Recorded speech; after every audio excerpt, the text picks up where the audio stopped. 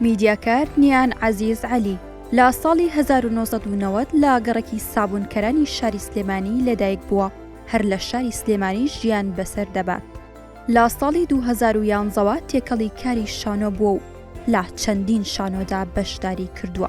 دواتر بەشداری لە فیلمی سینەمایی کلاسیکۆ کردووە.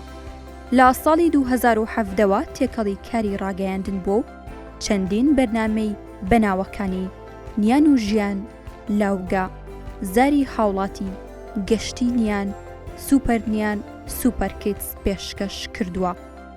لە مێژووی ڕاگەیاندنی کوردیدا یەکەم خانم بووە. لە چینی خاوەن پێداویستی تایبەت چۆتە ناو کاری میدیاوە. لە پای ئەوەی یەکەمین خانمی خاوەن پێداویستی تایبەتە لەسەر ئاستی ڕۆژهەڵاتی ناوەڕاست توانیوێتی ئەو ڕێچکەیە بشکێنێت. چەندین خەڵاتی جیاوازیشی پێبەخشراوە.